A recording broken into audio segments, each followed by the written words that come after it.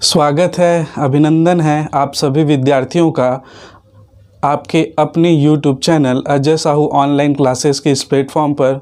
दोस्तों, हम लोगों ने CGPSC प्री का जो सिलेबस है उसमें हिंदी भाषा का अध्ययन कर रहे थे, वो हमारी कंप्लीट हो गई है। ठीक है, आज हम लोग जो है वो छत्तीसगढ़ी पर अध्ययन प्रारंभ करेंगे।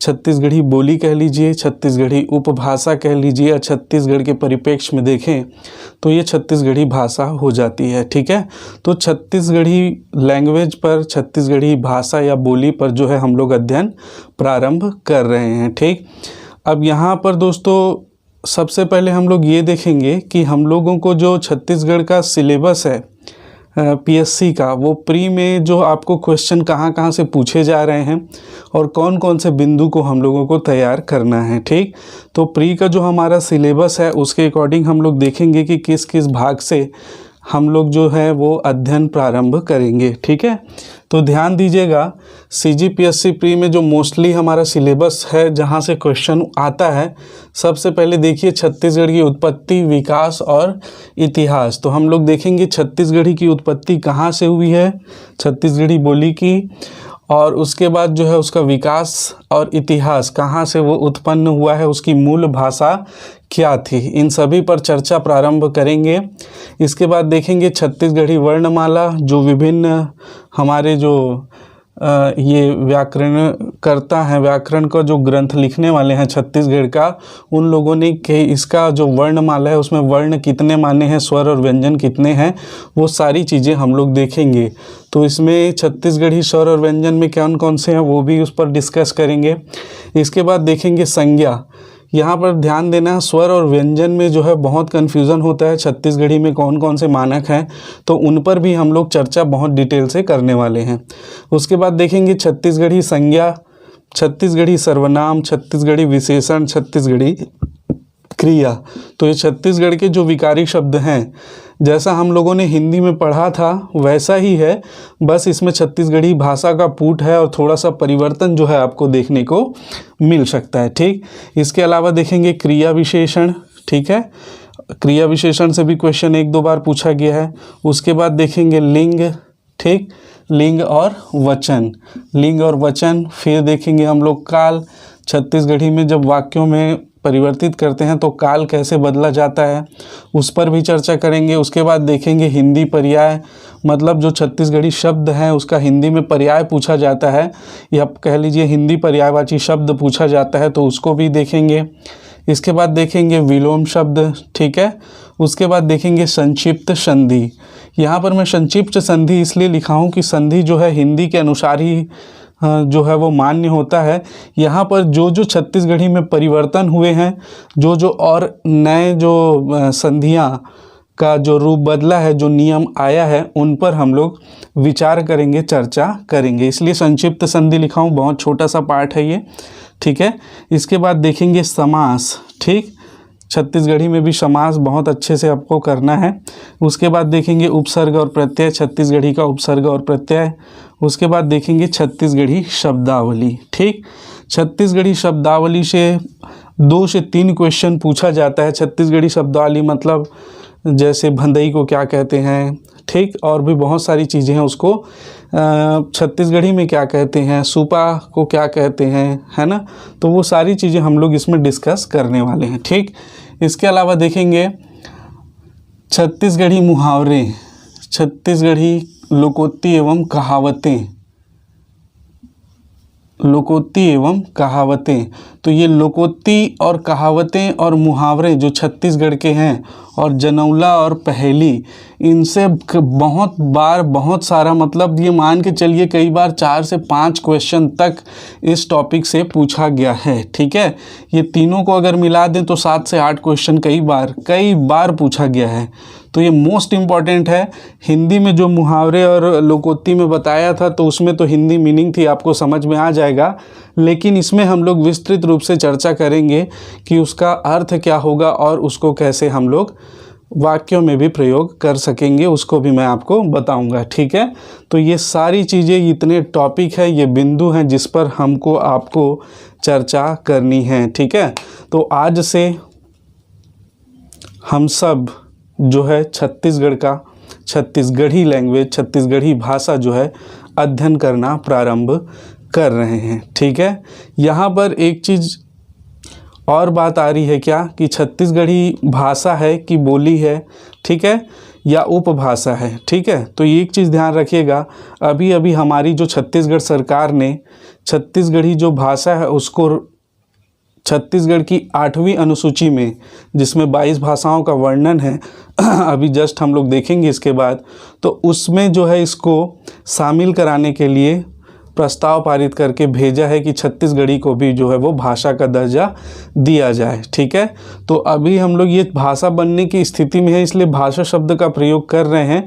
वैसे छत्तीसगढ़ी जो हम लोग अभी इतिहास देखेंगे तो वो बोली के रूप में उसको मैं बताऊंगा कैसे निकला और वो अब भाषा की ओर कैसे बढ़ रहा है, उसको भी हम लोग देखेंगे। ठीक है, तो ये आप इसका स्क्रीनशॉट ले लीजिए, फिर हम लोग थोड़ा चर्चा आगे बढ़ाते हैं। चलिए,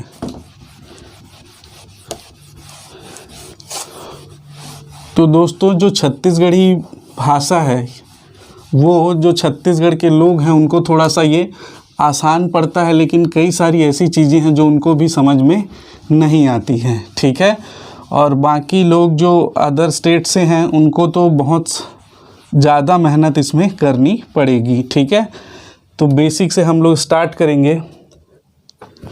तो सबसे पहले हम लोग थोड़ा भाषा के विषय में चर्चा कर लें कि भाषा होता क्या है। मैंने बहुत सारी चीज़ें जब हम लोग हिंदी कर रहे थे तो हिंदी में मैंने लिखवा दिया था, हिंदी के फर्स्ट लेक्चर में जो आपको PDF मिला है सब है, मगर उस बिंदु पर चर्चा करते हुए हम लोग आगे बढ़ेंगे। ठीक है, तो आप लोग निश्चिंत रहिए, सारी चीज़ें कवर होगी, जो नहीं होगी उसको मैं लिखवाते जाऊँगा। ठीक, तो यहाँ पर देखें भाषा क्या होता है। तो भाषा जो है सार्थक माध्यम है एक व्यक्ति के विचारों के आदान प्रदान का दूसरे व्यक्ति से। ठीक है, इसकी परिभाषाएं अलग अलग दी हुई है।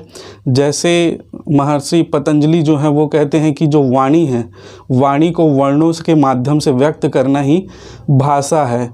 और हमारे जो कामता प्रसाद गुरु हैं जिन्होंने व्याकरण को समृद्ध बनाया, वो कहते हैं कि भाषा एक ऐसा माध्यम है जिससे एक व्यक्ति अपने विचार दूसरे व्यक्ति तक जिस माध्यम या साधन से पहुंचाता है और दूसरे व्यक्ति के विचार जो जिस माध्यम या साधन से खुद भली भांति समझ सकता है, वो क्या है, भाषा है। ठीक है, मैं भाषा की परिभाषा बहुत अच्छे से लिखवा दिया था। भाषा वह साधन या माध्यम है जिससे एक या अनेक व्यक्ति अपने विचार, दुख सुख भाव जो भी हैं विचार, वो दूसरे व्यक्ति या व्यक्तियों के समूह से आदान प्रदान करता है, विचार विनिमय करता है, विचारों का लेन देन करता है, उस माध्यम को भाषा कहते हैं। ठीक है, तो ये आप लोग ध्यान में रखिएगा। आपके पहले PDF में ये सारी चीज़ें लिखी हुई है, तो ये आप लोग लिख लीजिएगा। अभी चाहो तो अभी लिख लीजिएगा, कोई इसका इश्यू नहीं है। आप लोग वीडियो रोक के भी इसका लिख सकते हैं। ठीक, तो भाषा और उसके बाद जो लिखित भाषा है जो लिख कर प्रकट की जाती है, मौखिक भाषा और सांकेतिक भाषा, इन तीनों पर वर्णन हम लोग अच्छे से कर चुके थे। ठीक, तो ये हो गई भाषा। भाषा एक माध्यम है अपने विचार प्रकट करने का। हर स्टेट में जो भारत के स्टेट हैं 29 राज्य हैं, उन राज्यों में जो है अलग अलग भाषाओं का प्रयोग होता है। एक राज्य में भी कई अलग अलग भाषाओं या बोलियों का प्रयोग होता है। तो वो जो कम्युनिकेशन का माध्यम है, एक विचार के आदान प्रदान का माध्यम है, वही भाषा है। ठीक, तो हमारे छत्तीसगढ़ में भी जो है विचारों के आदान प्रदान के लिए मोस्ट जो है बहुतायत जो जनता है इसकी, वो छत्तीसगढ़ी भाषा का प्रयोग करती है। ठीक है, तो सबसे पहले बता दूं, जो हम लोग उसमें देखेंगे कि एक क्वेश्चन आया था कि भाषा का वर्णन संविधान की कौन सी अनुसूची में है। दूसरा क्वेश्चन आया था संविधान की 8वीं अनुसूची में भाषाओं के वर्णन में कितनी भाषाओं को शामिल किया गया है। तीसरा क्वेश्चन आया था 4 भाषाएं दे दी थी, इसमें कौन सी जो है वो 8वीं अनुसूची में शामिल नहीं है। ठीक है, तो थोड़ा सा इसको हम लोग ले लेते हैं, उसके बाद हम लोग आगे चलेंगे। तो सबसे पहले याद रखिएगा कि भाषा का वर्णन जो है संविधान की 8वीं अनुसूची में है। किस में है? संविधान की 8वीं अनुसूची में। और कितनी भाषाएं हैं अनुसूची में? 22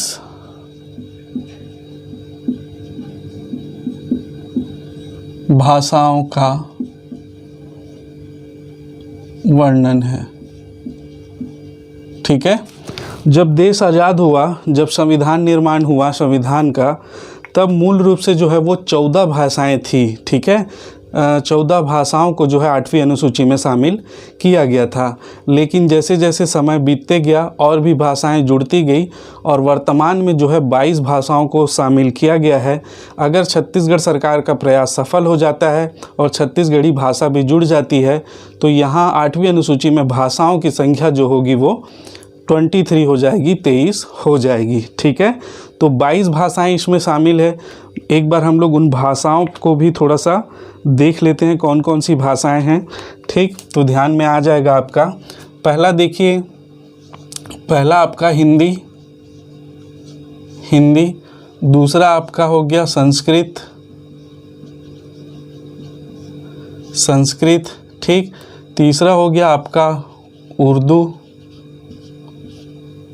ठीक, चौथा हो गया आपका उड़िया।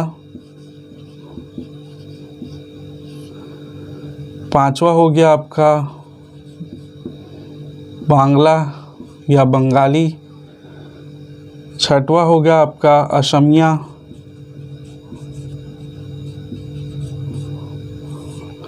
सातवां हो गया बोडो।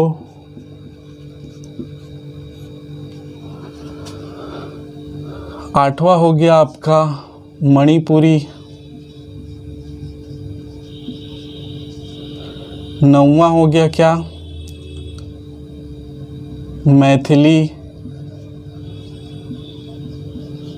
मैथिली कहाँ बोली जाती है? बिहार के आसपास। ठीक, 10वां हो गया आपका संथाली।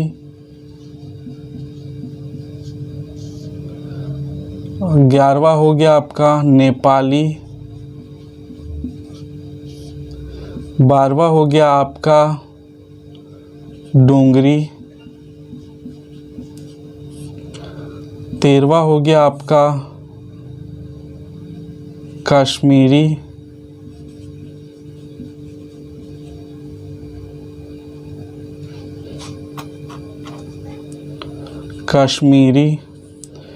14 हो गया आपका पंजाबी। 15 हो गया आपका सिंधी। 16 हो गया आपका गुजराती। 17 हो गया आपका मराठी। 18 हो गया आपका कोंकणी। 19 हो गया आपका कन्नड़। 20 हो गया आपका तेलुगु। 21 हो गया आपका तमिल और 22 हो गया आपका मलयालम। ठीक है, तो ये 22 भाषाएं हैं जो 8वीं अनुसूची में शामिल थी। ये भी आप लोग याद रखिएगा एक बार, क्योंकि इससे क्वेश्चन पूछा जाता है। ठीक है, कोई भाषा दे देगी 4 और इसमें से कौन सी जो है वो 8वीं अनुसूची में शामिल है या नहीं है आपसे पूछ सकता है। तो यहाँ पर आप लोग विशेष रूप से ध्यान रखिएगा। ये जो 22 भाषाओं का लिस्ट मैंने बनाया है, आपको बताया है, उसको आप लोग ध्यान में रखिएगा। ठीक है, यहाँ पर देखें तो पहले 14 भाषाएं थी और बाद में जो है कौन कौन सा शामिल किया गया है, तो आप लोग ध्यान में रखिएगा। इसमें देखें तो ये हो जाएगा क्या, एक है नेपाली। ठीक है, सॉरी, नेपाली बाद में पहले जो शामिल किया गया था सिंधी को शामिल किया गया था कब? 21वें संविधान संशोधन संविधान संशोधन 1967 में, ठीक है। एक ही भाषा को शामिल किया गया था, सिंधी को, कब? 21वें संविधान संशोधन 1967 1967 में, ठीक। इसके बाद जो है वो कौन कौन सा शामिल किया गया? तो इसके बाद शामिल किया गया नेपाली, ठीक, नेपाली, और आ जाएगा आपका मणिपुरी, और शामिल किया गया था कोंकणी, ये रहा आपका कोंकणी। तो इन तीनों को जो है वो कब शामिल किया गया? इन तीनों को कब शामिल किया गया? ये किया गया आपका 71वें संविधान संशोधन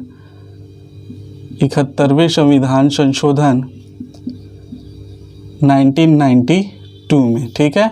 तो देखिए 1967 में एक, सिंधी को 1992 में 71वें संविधान संशोधन में 3 भाषाओं को, मणिपुरी, नेपाली और कोंकणी को, ठीक। उसके बाद आ जाएगा बोडो, डोंगरी और मैथिली और संथाली, ठीक। तो इन चारों को जो है वो, इन चारों को कब शामिल किया गया? ये चारों को कब शामिल किया गया? ठीक, मैथिली, संथाली, डोंगरी और बोडो, इनको शामिल किया गया 92वें संविधान संशोधन 2003 में, ठीक। तो याद रखिएगा 71वें संविधान संशोधन में 3 शामिल किया गया, 92वें संविधान संशोधन में 4 और 21वें संविधान संशोधन में जो है वो 1 शामिल किया गया है, ठीक। अभी अगर संविधान संशोधन होता है तो हमारी जो भाषा हो जाएगी छत्तीसगढ़ी, वो शामिल की जाएगी और वो 23वीं भाषाएं होगी, ठीक है। तो ध्यान रखिएगा, हिंदी जो है बहुतायत क्षेत्र में बोला जाता है, संस्कृत कम, उर्दू का प्रयोग भी कम ही है, उड़िया उड़ीसा क्षेत्र में बोला जाता है, बांग्ला पश्चिम बंगाल, असमिया असम में, ठीक। असम में ही एक और जनजाति बोडो, जो बोडो जनजाति है वही बोडो भाषा का भी प्रयोग करती है। मणिपुर के आसपास, मैथिली, संथाली ये बिहार, झारखंड, नेपाली जो है वो सिक्किम, ठीक है। डोंगरी जो है वो हिमाचल प्रदेश, कश्मीरी जो है वो कश्मीर, जम्मू कश्मीर में, पंजाबी पंजाब, सिंधी जो है वो कहाँ बोली जाती है? राजस्थान, गुजराती गुजरात, मराठा महाराष्ट्र, कोंकणी जो है वो गोवा, कन्नड़ कर्नाटक, तेलुगु आंध्र प्रदेश, तमिलनाडु और मलयालम केरल में जो है वो बोला जाता है। तो इसके स्टेट भी याद रखेगा, इससे आपको दोनों जगह क्वेश्चन पूछा जा सकता है, हिंदी में भी या छत्तीसगढ़ी में भी। तो इससे मैंने प्रश्न देखे हैं, आए हुए हैं, तभी ये सब पर चर्चा कर रहा हूँ, ठीक है। तो इसका भी आप लोग स्क्रीनशॉट ले लीजिए, फिर हम लोग इसमें आगे बढ़ते हैं। ये जो कहाँ से बोली जाती है, कौन सी भाषा, क्षेत्र भी आप लोग याद रखिएगा, ताकि ये जो अब जनजातियाँ जब पढ़ेंगे भारत में भी और छत्तीसगढ़ में भी, आप लोग कहीं से भी पढ़ोगे तो आपको ये चीज़ें बहुत आसानी से समझ में आ जाएगी और जनजातियों के वर्गीकरण में भी आपको आसानी होगी, ठीक है। तो ये चीज़ें रिलेट करते हुए पढ़िए ताकि सभी चीज़ें आपको एकदम कॉन्सेप्ट क्लियर हो जाए, ठीक। तो इसको आप लोग ले लीजिए, फिर हम लोग चर्चा करेंगे हमारे नेक्स्ट टॉपिक छत्तीसगढ़ की उत्पत्ति। हम लोग आ जाएंगे अपने सिलेबस में, उत्पत्ति कैसे हुई है, उसका विकास कैसे हुआ है, और क्या बोलते हैं उसका जो है इतिहास क्या रहा है। तो इन सारी चीज़ों पर चर्चा करेंगे। पहले आप इसका स्क्रीनशॉट ले लीजिए।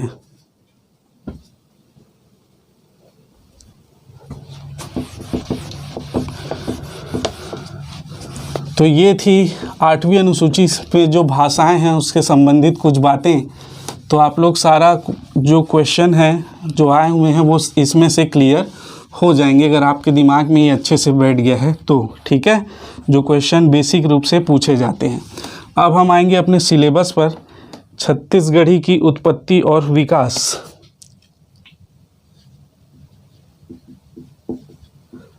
छत्तीसगढ़ी की उत्पत्ति व इतिहास। उत्पत्ति का इतिहास लिख लो, उत्पत्ति का इतिहास, ठीक। तो आप लोग ध्यान से देखिएगा। वैसे हिंदी में मैंने चर्चा की थी, हिंदी में जो हम लोग ऐतिहासिक दृष्टि से उत्पत्ति देख रहे थे तो उसमें मैंने बहुत डीप से चर्चा की है, लेकिन फिर भी हम लोग छत्तीसगढ़ी पढ़ रहे हैं तो छत्तीसगढ़ी भाषा का विकास क्रम भी पूछा गया है, तो क्रम को बताना ही है। तो एक बार आप लोग फिर से इसको देख लीजिए ताकि ये कॉन्सेप्ट आपका क्लियर हो जाए, ठीक है। छत्तीसगढ़ की उत्पत्ति का इतिहास हम लोग देखेंगे और इसमें सबसे पहले जो हमारी मूल भाषा थी वो कौन सी थी, तो मूल भाषा हमारी थी क्या, संस्कृत। मूल भाषा थी हमारी संस्कृत। और ये कितनी पुरानी है, तो ये 1500 ईसा पूर्व है। 1500 ईसा पूर्व जो है वो पुरानी है, ठीक है। और इसका जो प्रमाण मिलता है वो मिलता है हमें ऋग्वेद से। किससे, ऋग्वेद से, ठीक। जो विश्व की सबसे प्राचीनतम ग्रंथ है ऋग्वेद, वो जो है 1500 ईसा पूर्व की है और वो संस्कृत में लिखी गई है। इसलिए इस इतिहासकारों ने जो इसका समय निर्धारण किया है संस्कृत, वो 1500 ईसा पूर्व पहले से हमारे जो धरती पर चल रही थी, है ना। तो ध्यान रखिएगा सबसे प्राचीनतम भाषा कौन सी है, संस्कृत है, ठीक। इसके बाद याद रखिएगा संस्कृत जो है वो हमारी मूल भाषा है। इसको मैं कई बार बताया हूँ, मूल भाषा कौन सी है, संस्कृत है, ठीक। संस्कृत का उस समय 2 रूपों में प्रचलन था, ठीक। हम लोग देखेंगे पहले को कहा जाता है क्या, वैदिक संस्कृत, वैदिक संस्कृत।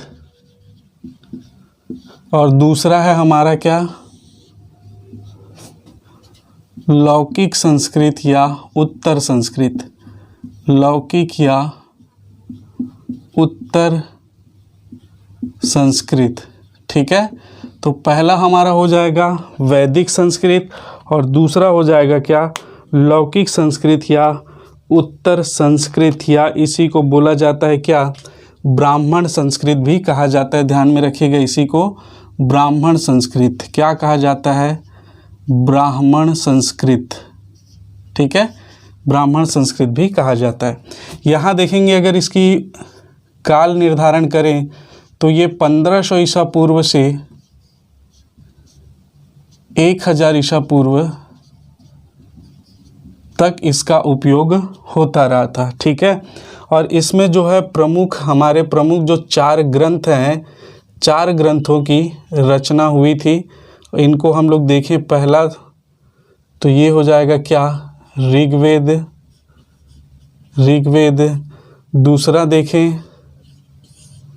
दूसरा देखें तो ये हो जाएगा क्या, सामवेद।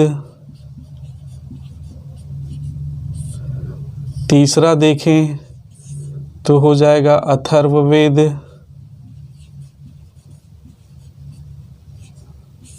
और चौथा है इसका यजुर्वेद, ठीक है। तो इन चारों ग्रंथों की जो रचना हुई है किसमें, वैदिक संस्कृत में हुई है। और वैदिक संस्कृत को ही क्या कहा जाता है, देववाणी या देवों की भाषा कहा जाता है। किसको, वैदिक संस्कृत को, ठीक है। बहुत ही डीप हम लोग पढ़ रहे हैं, ये खैर ये चीज़ें बता चुका हूँ, लेकिन छत्तीसगढ़ी जो पहली बार हम लोग पढ़ रहे होंगे, आप लोग हिंदी नहीं किए होंगे, तो आपको भी ये क्लियर हो जाएगा, ठीक। अब आते हैं लौकिक संस्कृत, उत्तर संस्कृत या ब्राह्मण संस्कृत। इसका अगर काल निर्धारण करें तो ये हो जाएगा 1000 ईसा पूर्व से 500 ईसा पूर्व, 500 ईसा पूर्व, ठीक। इसमें जो हमारे सभी चीज़ हैं कौन कौन से, पुराण, रामायण, महाभारत, उपनिषद आदि जो ग्रंथों हैं उनकी रचना हुई थी, ठीक है। रामायण, महाभारत, उपनिषद ऐसे जो प्रमुख ग्रंथ हैं उनकी रचना हुई थी कब, 1000 ईसा पूर्व से 500 ईसा पूर्व में, ठीक है। तो इसको ध्यान में रखिएगा। अब ये 2 रूपों में क्यों प्रचलित थी, इसके पीछे का कारण क्या था, तो यहाँ पर मैं बता दूँ, संस्कृत जो है, ठीक है। संस्कृत जो है उसको देवों की भाषा कहा जाता था। अब वैदिक संस्कृत को देववाणी भी कहा जाता था, ठीक। हाँ, आपका क्वेश्चन आता है कि संस्कृत को देवों की भाषा कहा जाता है या देववाणी कहा जाता है। अगर ऑप्शन में दोनों हैं तो ऑप्शन आंसर यही होगा ना, वैदिक संस्कृत को देवों की भाषा कहा जाता था, ना कि लौकिक संस्कृत को। अब चूंकि ये देव की वाणी थी, इसका जो व्याकरण है वो इतना उत्कृष्ट था, इसका जो शब्द शैली इतनी उच्च थी कि इसका जो है सामान्य लोग इसकी बोलचाल में इसका प्रयोग नहीं कर पाते थे, ठीक है। तो उसके पैरेलल में एक और भाषा जो है वो वहाँ पर जन्मी या और भाषा का उपयोग होने लगा, वो थी लौकिक संस्कृत या उत्तर संस्कृत, ठीक। तो लौकिक संस्कृत, उत्तर संस्कृत, ब्राह्मण संस्कृत, ये संस्कृत जो है आम लोगों के जो उच्च स्तर के पढ़े लिखे लोग थे वो इस भाषा का प्रयोग करते थे। और उसी समय जो है ये उपनिषद पुराण वगैरह का जो ब्राह्मणों ने या जो संतों ने, ऋषियों ने जो है इनकी रचनाएं की, ठीक है। वाल्मीकि जी, वेद व्यास जी, ठीक है, आपको सब पता ही होगा, ठीक। तो ये लौकिक संस्कृत जो है वो आम लोगों की बोलचाल की भाषा थी, पढ़े लिखों के उच्च स्तर की भाषा थी। तो यहाँ पर ध्यान रखिएगा। अब चूंकि ये देववाणी थी, देवों की भाषा थी, उच्च स्तरीय थी, जो सामान्य लोगों के समझ से परे थी, इसका जो है विकास यहीं पर रुका। अब बढ़ेगा कौन? जो सरल भाषा है। तो लौकिक संस्कृत से एक नई भाषा का जो है वो यहाँ पर जन्म होता है, नई भाषा। और नई भाषा कौन सी है? नई भाषा है आपकी पाली भाषा। नई भाषा आपकी क्या हो जाएगी? पाली भाषा।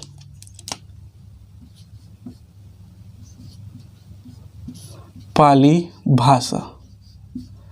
पाली भाषा का जन्म हुआ। पाली भाषा का अगर काल देखें तो 500 ईसा पूर्व से प्रथम शताब्दी तक, प्रथम शताब्दी, ठीक है। 500 ईसा पूर्व से प्रथम शताब्दी तक इसका जो है कालखंड हम लोग निर्धारित कर सकते हैं, ठीक है।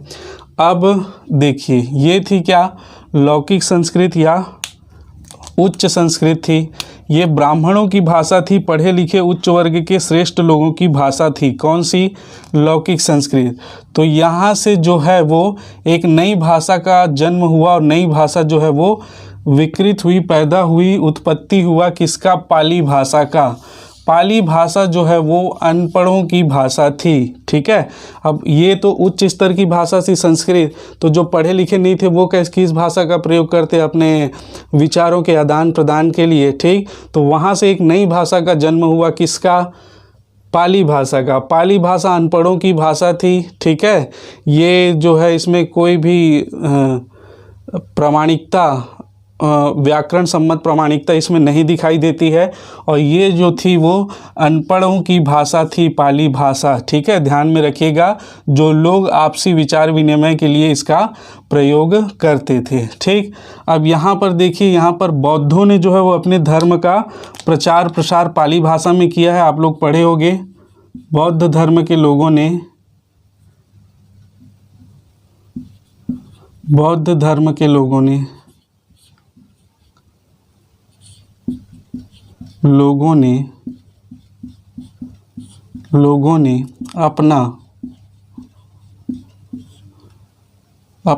अपने धर्म का प्रचार प्रसार, ठीक है। तो याद रखिएगा, बौद्ध धर्म के लोगों ने अपने धर्म का प्रचार प्रसार कौन सी भाषा में किया था? तो ये किया था पाली भाषा में, ठीक है। याद रखिएगा, कौन सी भाषा में? पाली भाषा में किया था। अब यहाँ पर बौद्ध धर्म के जो 3 धार्मिक ग्रंथ है, कौन कौन सा? अभिधम्म पिटक, सुत्त पिटक और विनय पिटक, आप लोग पढ़े होंगे। तो वे सभी जो त्रिपिटक हैं, त्रिपिटक की रचना किसमें हुई? त्रिपिटक भी जो है वो पाली भाषा में ही लिखा गया। त्रिपिटक जो है, जो अभी मैंने आपको बताया, अभिधम्म पिटक, सुत्त पिटक और विनय पिटक, ये इनकी रचना जो है वो पाली भाषा में हुई, ठीक है। तो ध्यान में इसको रखिएगा। इसके बाद यहाँ पर एक प्रश्न आता है कि ये जब अनपढ़ों की भाषा थी तो इसमें जो त्रिपिटक की रचना कैसे हो गई और बौद्ध धर्म के लोगों ने इसमें प्रचार प्रसार कैसे किया, ठीक है। तो आप लोग ध्यान में रखिएगा, ये जरूर अनपढ़ों की भाषा थी, लेकिन धीरे धीरे जो है इस भाषा में लोगों की पकड़ बनती गई, उसमें उन लोगों ने और अनुसंधान किए और उसको एक भाषा का रूप दिया, उसको व्याकरण सम्मत बनाया और उसमें फिर अपना धर्म का प्रचार प्रसार किए, ठीक है। जैसे हम लोग अभी छत्तीसगढ़ी जो स्टार्टिंग में पोजीशन में थी, छत्तीसगढ़ी इसका कोई व्याकरण नहीं था, सिर्फ लोग आम बोल चाल की भाषा के यूज़ कर रहे थे। लेकिन फिर क्या हुआ कि छत्तीसगढ़ी का व्याकरण बना, छत्तीसगढ़ी का विकास हुआ, छत्तीसगढ़ी कवि हुए जिन्होंने उसमें व्याकरण सम्मत जो कविताएँ लिखी, उनकी साहित्य, छत्तीसगढ़ी साहित्य बना। तो ये जो प्रोग्रेस है वो पाली भाषा में भी हुआ और वहाँ पर भाषा में जब लोग उत्कृष्ट हो गए तब बौद्ध धर्म की जो त्रिपिटक ग्रंथ है उसकी रचना उन्होंने की थी, ठीक है। तो इसको ध्यान में रखिएगा कि ये त्रिपिटक की रचना जो है पाली भाषा में हुई थी, ठीक।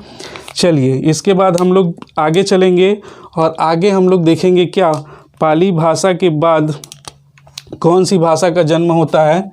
हाँ, एक चीज़ और याद रखिएगा, पाली भाषा को प्रथम देशी भाषा या देशज भाषा भी कहा जाता है। पाली भाषा को प्रथम देशज या देसी भाषा कहा जाता है, ठीक है। इसको ध्यान में रखें क्योंकि सभी लोग जो है जो अनपढ़ थे सब के सब जो इसका प्रयोग करते थे, ठीक। पाली भाषा एक से एक नई भाषा का जन्म हुआ जिसको क्या कहा जाता है, प्राकृत भाषा कहा जाता है। क्या? प्राकृत भाषा। और इसका कालखंड देखें तो क्या हो जाएगा, प्रथम शताब्दी से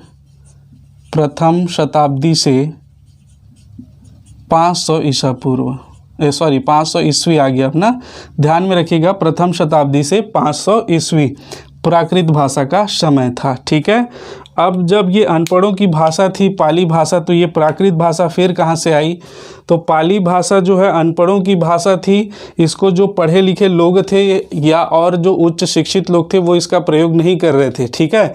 तो पाली भाषा जब उत्कृष्ट हुई तो पाली भाषा से एक नए भाषा का जन्म हुआ, प्राकृत भाषा। और प्राकृत भाषा का प्रयोग फिर सभी वर्ग के लोग करने लगे। कौन? उच्च स्तर के पढ़े लिखे लोग भी और अनपढ़ लोग ही, सभी लोग मिलकर प्राकृत भाषा का प्रयोग करने लगे। तो इसको ध्यान दीजिएगा, ठीक है। और प्राकृत भाषा में किसने? जैन धर्म के लोगों ने अपना प्रचार प्रसार किया। किसने? जैन धर्म के लोगों ने अपना प्रचार प्रसार किया। किसमें? प्राकृत भाषा में। इसको याद रखिएगा, जैन धर्म जो है इसका पूछा जाता है हिस्ट्री में भी, तो हिस्ट्री में भी आप लोग पढ़े होंगे, जैन धर्म जो है वो प्राकृत भाषा का प्रयोग करती थी, जैन धर्म के लोग, ठीक है। तो यहाँ पर ध्यान रखिए। अब इसके बाद जो हम लोग आगे देखेंगे कि प्राकृत भाषा जो है उसका प्रयोग अब दोनों पढ़े लिखे लोग भी कर रहे हैं और अनपढ़ लोग, सभी लोग कर रहे थे, ठीक है। अब इसके बाद जो है प्राकृत भाषा का क्या हुआ? अपभ्रंश हुआ, ठीक है। क्या हुआ? अपभ्रंश। अपभ्रंश मतलब बिगड़ा वाला स्वरूप, ठीक है, भ्रष्ट स्वरूप, बिगड़ी भाषा का जन्म हुआ। प्राकृत भाषा जब बिगड़ी तो ये अपभ्रंश हुई, तब ये नाम दिया गया क्या इसको? अपभ्रंश भाषा, ठीक है। तो देखिए प्राकृत भाषा से कौन सी भाषा जो विकृत हुई? अपभ्रंश हुई, ठीक है। अपभ्रंश भाषा, अवहट्ट भाषा या इसी को कह लीजिए आप बिगड़ी भाषा। और इसका कालक्रम देखें तो ये हो जाएगा 500 ईस्वी से 1000 ईस्वी, ठीक। 500 ईस्वी से 1000 ईस्वी, ठीक है। तो ये अपभ्रंश भाषा थी, बिगड़ी हुई भाषा थी। तो ये इसके जो है 7 प्रकार या 7 प्रकार से इसको विभक्त किया गया। तो उनको हम लोग एक एक करके देखते हैं, ठीक है। पहला हो जाएगा क्या? सौरसेनी अपभ्रंश। सौरसेनी अपभ्रंश, सौरसेनी अपभ्रंश। दूसरा हो जाएगा क्या? खश अपभ्रंश। खश अपभ्रंश, ठीक। तीसरा हो जाएगा क्या? तीसरा हो जाएगा आपका ब्राह्मण अपभ्रंश। ब्राह्मण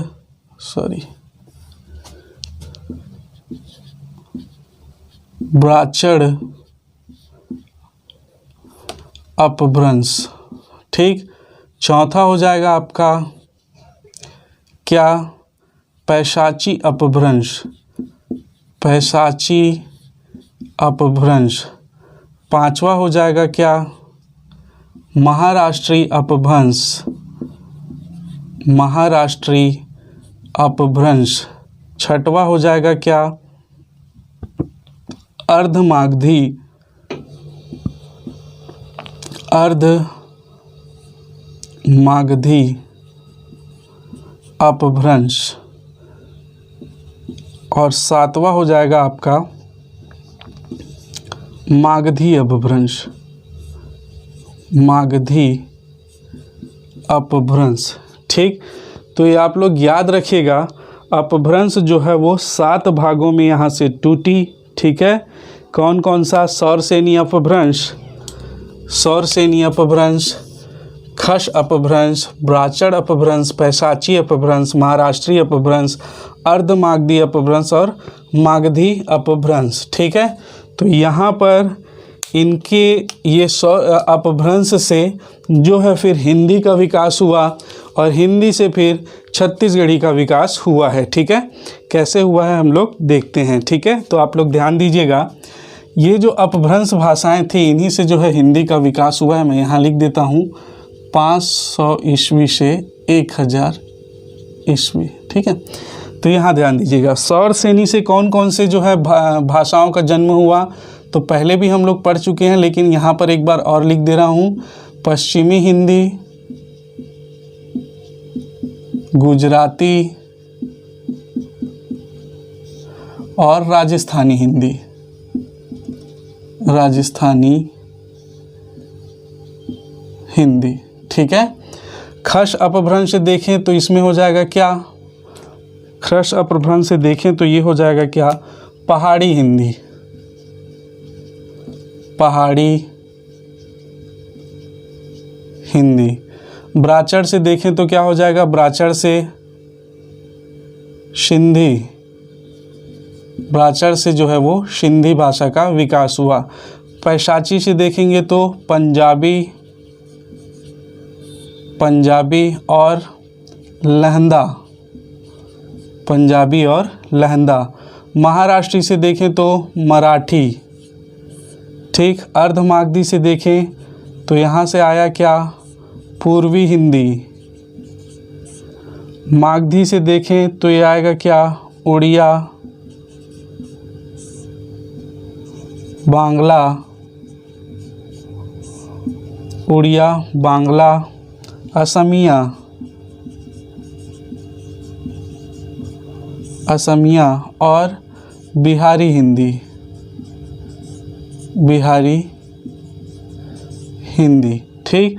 तो उस समय में भी बताया था जब हिंदी पढ़ा रहा था तो उसके क्वेश्चन आपको कैसे लगाने हैं, तो यहाँ पर मैं उन चीज़ों पर चर्चा नहीं करूँगा। हम लोग मेन छत्तीसगढ़ी स्टार्ट करना है, तो छत्तीसगढ़ी भाषा की उत्पत्ति कैसे हुई है उस पर चर्चा करेंगे। ठीक है। तो यहाँ देखिए, हिंदी तो यहाँ से उत्पत्ति हुआ है सौरसेनी अपभ्रंश से। 5 हिंदी भाषा का विकास हुआ, पश्चिमी हिंदी, राजस्थानी हिंदी, पहाड़ी हिंदी, पूर्वी हिंदी और बिहारी हिंदी। ठीक है। तो यहाँ पर हिंदी का विकास जो है अपभ्रंश से हुआ है, तो इसको भी आप लोग थोड़ा सा ध्यान में रखिएगा। ठीक है। इसके बाद हम लोग चलेंगे कि छत्तीसगढ़ी कहाँ से आई। अब ये सब क्या है? ये सब भाषाएं हैं। ठीक है। ये सब भाषाएं हैं। अब इनसे जो है बोलियों का 18 बोलियों का विकास हुआ है इन सभी पार्ट से, जो हिंदी के पार्ट हैं उनसे। ठीक है। तो मैं उन पर चर्चा नहीं करूँगा। जो मेन हमारा है, हमको छत्तीसगढ़ी का उत्पत्ति देखना है, तो यहाँ से हम लोग देखेंगे। अब यहाँ देखिए, ये आ गया पूर्वी हिंदी, तो इसको आप लोग ध्यान में रखिए। मैं यहाँ पर लिख देता हूँ पूर्वी हिंदी। पूर्वी हिंदी। ठीक। पूर्वी हिंदी किससे आई है? अर्धमागधी अपभ्रंश से। और पूर्वी हिंदी से जो है वो 3 बोलियों का जन्म हुआ है। कौन कौन से? तो पहला है अवधी, दूसरा है बघेली और तीसरा है हमारा छत्तीसगढ़ी।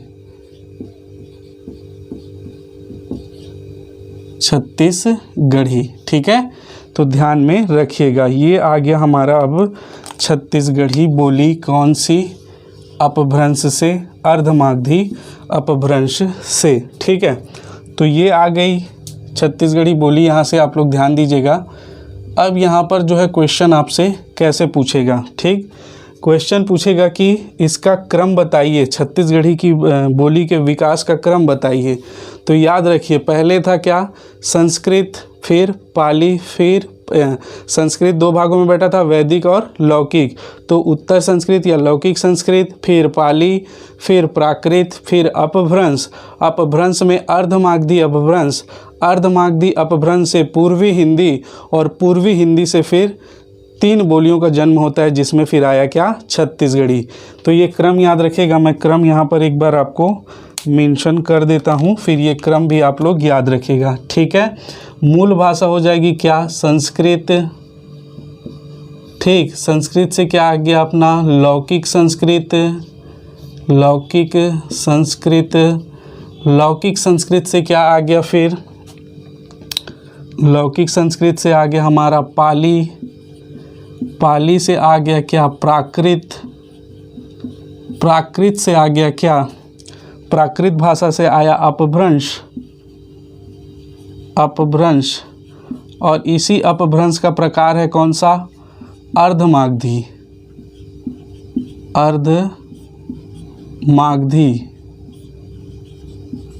ठीक, और अर्धमागधी से आया हमारा पूर्वी हिंदी, और पूर्वी हिंदी से फिर आया छत्तीसगढ़ी। तो ये है इसके विकास का क्रम। अगर मूल भाषा पूछे तो संस्कृत, उसके बाद लौकिक संस्कृत, उसके बाद पाली, प्राकृत, अपभ्रंश, अर्धमागधी अपभ्रंश, पूर्वी हिंदी और छत्तीसगढ़ी। ठीक है, तो पूर्वी हिंदी जो 3 बोलियों में बटी थी, छत्तीसगढ़ी, अवधी और बघेली, तो इसको ध्यान में रखिएगा। थोड़ा सा एक चीज़ और आप लोग ध्यान दीजिएगा, जो हमारी अर्धमागधी भाषा थी, एक्चुअल में ऊपर उत्तर की ओर जो है वो क्या बोला जाता था? सौरसेनी अपभ्रंश का प्रभाव था, और इधर पूर्व की ओर जो है वो मागधी का प्रभाव था। ठीक है, तो इन दोनों के बीच की जो थी वो थी अर्धमागधी भाषा। बीच के क्षेत्र में बोली जाने वाली थोड़ी विकृत भाषा थी, और जिसमें सौरसेनी का भी प्रभाव आपको देखने को मिलेगा, और मागधी भाषा का भी जो प्रभाव है आपको देखने को मिलेगा। ठीक है, तो ज़्यादातर जो है मागधी का प्रभाव आपको मिलेगा। आगे हम लोग पढ़ेंगे, आप लोग देखेंगे कि कैसे जो है वो मागधी भाषा का इसमें पुट आपको मिलता है। ठीक है, और ये भाषा जो है अर्धमागधी जो है वो उत्तर के क्षेत्र में, उत्तर प्रदेश हो गया, बुंदेलखंड हो गया, बघेलखंड हो गया, और मध्य प्रांत के क्षेत्रों में बोली जाती थी। और वहीं से अर्धमागधी फिर विकृत हुआ पूर्वी हिंदी, और पूर्वी हिंदी से फिर ये अलग अलग जो है वो अलग अलग क्षेत्र में बोली जाने वाली बोलियों का विकास हुआ, और उसमें फिर हमारा छत्तीसगढ़ी भाषा जो है वो अस्तित्व में आता है। ठीक है, तो दोस्तों आज हम लोगों ने जो देखा वो छत्तीसगढ़ी भाषा का जन्म कैसे हुआ है, और किन किन जो है वो तथ्यों का समावेश रहा है इसके उत्पत्ति में, तो सारी चीज़ों पर हम लोगों ने चर्चा की है। ठीक है, तो नेक्स्ट क्लास में हम लोग स्टार्ट करेंगे वर्ण। आपका इसी से ही क्वेश्चन बनेगा, इससे बाहर क्वेश्चन नहीं बनेगा अगर स्टार्टिंग से उसको पूछना है तो। और दूसरी चीज़, जो चीज़ पूछी जा रही है मैं उन सभी पर आपको ध्यान केंद्रित करते हुए उसका बताते हुए चल रहा हूं, तो आप लोग भी उसका ध्यान में रखिएगा। नेक्स्ट जो है ये आप लोग ये याद रखिएगा, ये क्रम हिंदी के लिए भी कई बार पूछा गया है और छत्तीसगढ़ी के लिए नहीं पूछा गया था, लेकिन इस बार चांसेस बन सकते हैं कि आपसे ये क्रम पूछ लिया जाए। ठीक है, तो ये सारी चीज़ें आप लोग स्क्रीनशॉट ले लीजिए, पीडीएफ भी आपको मिल ही जाएगा।